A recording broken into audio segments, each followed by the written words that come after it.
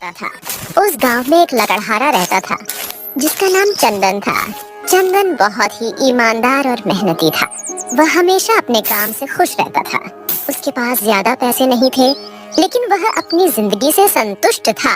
चंदन के परिवार में उसकी पत्नी और उसके 2 बच्चे थे। चंदन सेठ हरि ठाकुर के यहाँ लकड़ी काटने का काम करता था और लकड़ी काटने के बदले में सेठ हरि ठाकुर चंदन को पैसे देता था, जिससे चंदन और उसके परिवार का गुजारा होता था। सुमन, मैं काम पर जा रहा हूँ। आज बहुत देर हो गया है। तुम बच्चों को स्कूल छोड़ा ना। जी स्कूल तो मैं छोड़ आऊंगी, लेकिन मोनू पिछले 2 दिन से कह रहे हैं कि उनके स्कूल की टीचर स्कूल की फीस मंगा रही है। हाँ तो जाकर दे आओ ना स्कूल की फीस।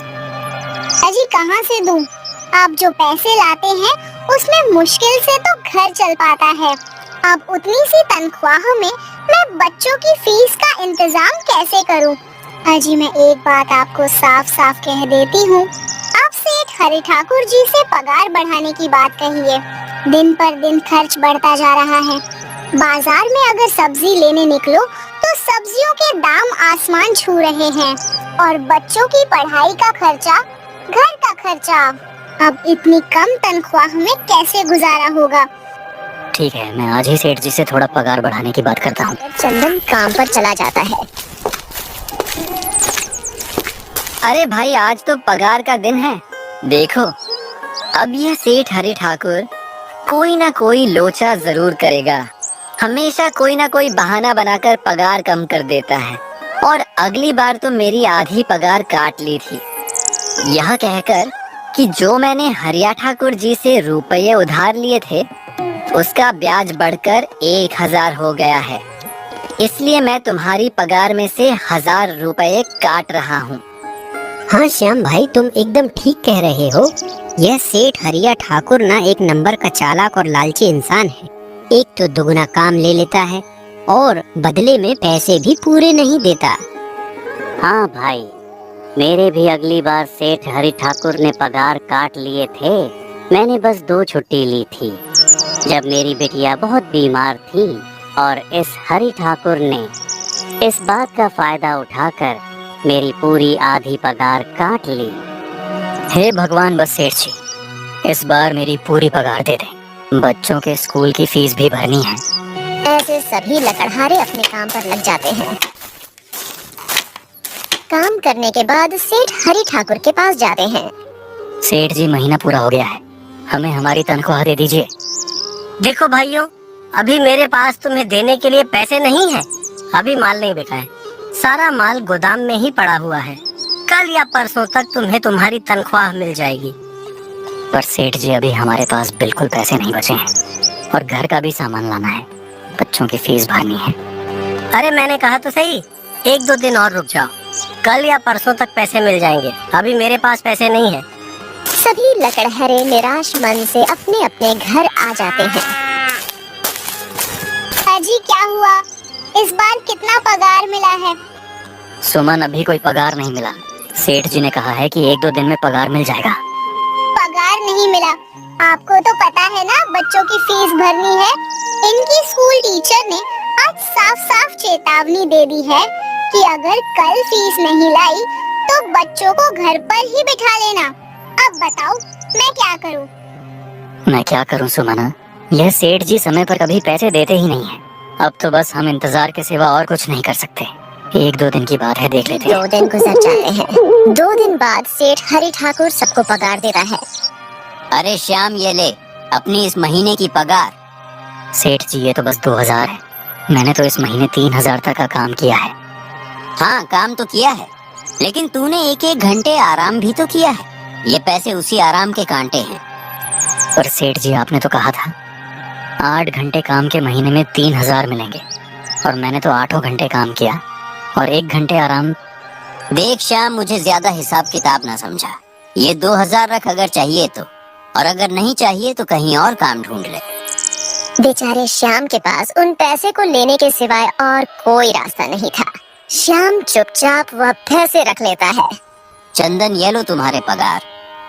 पर सेठ जी, 2000 क्यों? मेरे तो पूरे 3000 बनते हैं ना। मैंने तो कोई छुट्टी भी नहीं की और ना ही कोई आराम।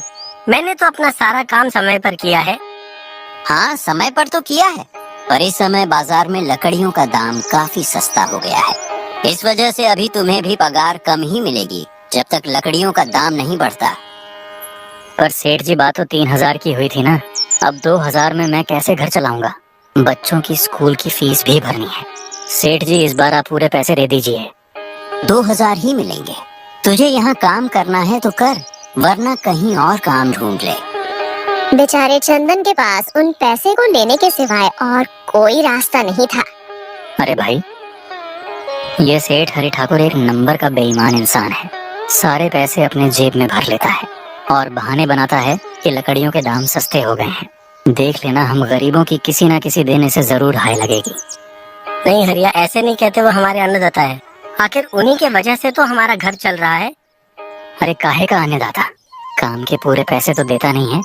पूरे महीने मेहनत करके भी क्या मिलते हैं, बस ये 2,000। इसमें घर खर्च कैसे चलाएं? ऐसे तो हम कभी तरक्की नहीं कर पाएंगे। और हम कर भी क्या सकते हैं? श्याम, हमें लकड़ी काटने के सिवा और कोई काम कहाँ आता है? और कोई काम खोलना भी चाहे तो उसके लिए हमारे पास इतने पैसे कहाँ हैं? अब जो भी हो, हमारा तो बस ये सेठ हरि ठाकुर ही सहारा है। कुछ देर बातें करने के बाद अपने घर की ओर निकल पड़ते हैं। जी आ गए आप। कितनी पगार मिला है? सुमन, इस बार सेठ जी ने बस 2,000 ही दिए हैं। बस 2,000? इतने में कैसे घर चलाएंगे? बच्चों की फीस में ही हज निकल जाएंगे, फिर 1,500 में क्या क्या करेंगे? अब मैं क्या कहूँ सुमन, अब तुम्हें इसी में ही गुजारा करना होगा। तुम सबसे पहले बच्चों की फीस भर देना, इसके बाद बाकी का मैं देखता हूँ। अजी, आप क्या देख लोगे? सेठ जी से पूरे पैसे तो मांगे नहीं गए आपसे। नहीं सुमन, मैंने सेठ जी से पैसों के लिए कहा था, पर सेठ जी ने साफ इनकार कर दिया और कहा यह लेना है तो लो, वरना कहीं और काम ढूंढ सकते हो। मैं सोच रहा हूँ कि लकड़ी काटने के बाद में कहीं और भी काम ढूंढ लो। सेठ जी के यहाँ से काम करने के बाद मैं दूसरी जगह पर काम किया करूंगा, इससे कुछ ज्यादा आमदनी हो जाएगी। आज ही मैं सेठ जी के यहाँ पर काम करने के बाद और भी जगह काम ढूंढने जाऊंगा। चंदन काम पर निकल जाता है और जैसा कि चंदन ने कहा था, वह हरि ठाकुर के यहाँ काम करने के बाद काम की तलाश में निकल जाता है। चंदन पूरे गांव में काम ढूंढता है, दुकानों दुकानों पर जाकर लोगों से काम मांगता है, मगर हर जगह रामू को केवल निराशा ही हाथ लगती है। अंत में थक हार कर चंदन वापस जाने लगता है। तभी वह देखता है कि अचानक बहुत सारे भैंसों का झुंड उसकी तरफ दौड़े आ रहा है। यह देखकर रामू बहुत डर जाता है। वह इधर उधर देखता है तो उसे एक गुफा दिखती है और वह गुफा में जाकर छुप जाता है। जब भैंसों का झुंड वहां से निकल जाता है, तब चंदन की जान में जान आती है। हे भगवान, आज तो बाल बाल बच गया मैं, वरना आज तो मैं इन भैंसों के पैरों तलों तो कुचला ही जाता। पर ये मैं कहाँ आ गया? चंदन यह सब सोच ही रहा था कि तभी उसकी नजर गुफा में रखी एक टोकरी पड़ जाती है। चंदन उस टोकरी के पास जाता है। यह कैसी गुफा है? यह कैसी टोकरी यहाँ पड़ी है? इसे मैं घर ले जाता हूँ, सामान रखने के काम आ जाएगी। चंदन जैसे ही उस टोकरी को हाथ लगाता है, गुफा में से एक आवाज आती है। रुक जाओ, इसे छूने की कोशिश मत करो। यह आवाज सुनकर चंदन एकदम पीछे हट जाता है। तभी गुफा में एक जिन प्रकट हो जाता है और वह रामू से कहता है, कौन हो तुम और मेरी गुफा में क्या कर रहे हो? मुझे माफ करना, आप जो भी हो, कुछ भैंसों का झुंड मेरे पीछे पड़ गया था और उनसे बचने के लिए मैं इस गुफा में आकर छिप गया और फिर मेरी नजर इस टोकरी पर गई। माफ कीजिए, मुझे लगा यहाँ कोई नहीं है, तो ये टोकरी किसी की नहीं होगी, इसीलिए मैंने इसे छुआ। चंदन, तुम्हें डरने की जरूरत नहीं है। मैं तुम्हारे बारे में सब जानता हूँ। मेरी नजर एक बार भी जिस पर पड़ जाती है, मैं उसका इतिहास अपनी खुली आंखों से देख सकता हूँ। पर आप हैं कौन और आप इतने विचित्र क्यों दिखाई पड़ रहे हैं? आप अपना परिचय दीजिए, कौन है आप? मैं एक जिन हूँ और मैं कई सालों से इस गुफा की रक्षा कर रहा हूँ। यह गुफा मेरे पूर्वजों की है। इस गुफा में केवल वही इंसान घुस सकता है जिसका मन बिल्कुल पवित्र हो। अगर तुम अपवित्र होते तो तुम इस गुफा में कभी नहीं घुस पाते। तुम एक सच्चे इंसान हो, इसलिए तुम इस गुफा में घुस पाए और इस टोकरी को छू पाए। अब तुमने इस टोकरी को छुआ है तो यह टोकरी तुम्हारी हो। नहीं, मुझे ये टोकरी नहीं चाहिए, मैं तो बस देख रहा था। डरो मत चंदन, तुम यह टोकरी ले जाओ। ये कोई साधारण टोकरी नहीं है, बल्कि यह जादुई टोकरी है। क्या यह वही जादुई टोकरी है जिसके बारे में हमारी दादी कहानी सुनाई करती थी कि किसी गांव में एक जादुई टोकरी हुआ करती थी और वह सबकी इच्छाएं पूरी करती थी? हाँ चंदन, यह वही जादुई टोकरी है। अब तुम इस टोकरी के मालिक हो। तुम इसके इस्तेमाल से अपनी स्थिति सुधार सकते हो। पर याद रखना, तुम जो भी वस्तु इस टोकरी में एक बार डालोगे, वह चीज ही तुम्हें बार बार इस टोकरी में डालनी होगी। इसके अलावा तुम और दूसरी कोई चीज इस टोकरी में नहीं डाल सकते। अगर तुमने ऐसा किया तो इसका परिणाम तुम्हें ही भुगतना होगा। मेरी इस बात को हमेशा ध्यान में रखना और सोच समझकर बिना लालच किए इस टोकरी में वही सामान रखना जिसकी तुम्हें जरूरत हो। चंदन टोकरी को लेकर घर आ जाता है। क्या लेकर आया हूँ? चंदन धूल है। क्या लाए हो आप? बस यह एक टोकरी। सबसे पहले ये बताइए, आप तो काम की तलाश में गए थे ना, तो कोई दूसरा काम मिला कि नहीं? अरे सुमन, मेरी पूरी बात तो सुनो। ये कोई ऐसी वैसी टोकरी नहीं है, बल्कि ये एक जादुई टोकरी है। चंदन सुमन को वह सारी घटना के बारे में बताता है जो उसके साथ हुई। अच्छा, तो आपका कहने का मतलब है कि इस टोकरी में हमें कोई ऐसी चीज डालनी होगी जिसकी हमें सबसे ज्यादा जरूरत हो। सुमन, तुम्हें याद है एक बार मैं जंगलों में लकड़ियां काटने गया था तो मुझे एक चंदन की लकड़ी मिली थी और वह मैंने तुम्हें लाकर दे दी थी। हाँ, दी तो थी। तो तुम उस लकड़ी को ले आओ। हम उस चंदन की लकड़ी को ही इसमें डालेंगे और उस लकड़ी से अपना एक व्यापार शुरू करेंगे। सुमन चंदन की लकड़ी को ले आती है और उसे टोकरी में डाल देती है। वह जैसे ही चंदन की लकड़ी उस टोकरी में डालते हैं, उसमें कई सारी लकड़ियां आ जाती हैं। अरे वाह, ये तो चमत्कार ही हो गया। ये देखिए कितनी सारी चंदन की लकड़ियां हो गई। अगर आप इसको बेचेंगे तो इससे काफी अच्छे पैसे मिलेंगे। हाँ सुमन, मैं कल सुबह बाजार जाकर इनको बेच आऊंगा और जो पैसे मिलेंगे उससे हम अपने मोनू और के स्कूल की फीस भर देंगे और बाकी बचे पैसों को संभाल कर रख लेंगे। अगले दिन चंदन हरिलाल सेठ के यहाँ काम पर न जाकर चंदन की लकड़ियों को बेचने के लिए बाजार की ओर निकल पड़ता है।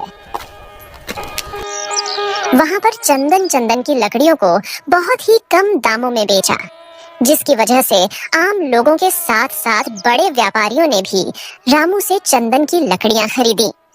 लकड़ियों को बेचकर रामू को काफी अच्छे पैसे मिले। पैसों को लेकर चंदन घर आ जाता है। ये देखो सुमन, उन लकड़ियों को बेचकर मुझे कितने सारे पैसे मिले हैं। ये लो कुछ पैसे, इससे तुम कल मोनू और के स्कूल की फीस भर देना। अच्छा, तो मैं काम पर जाता हूँ। अजी, आपके पास तो अब यह जादुई टोकरी है, तो अब आपको उस सेठ हरिलाल के यहाँ काम करने की क्या जरूरत है? सुमन, मैं सेठ हरिलाल जी के यहाँ काम पर नहीं जा रहा, बल्कि मैं तो वहाँ पर जो काम कर रहे बाकी के लकड़हारे हैं उन्हें यह खुशी की खबर देने जा रहा हूँ, क्योंकि सेठ हरिलाल जी से मेरे साथ साथ वह लकड़हारे भी बहुत परेशान थे। इसलिए अगर मेरा भला हो रहा है तो क्यों ना मैं उन सब का भला करूँ।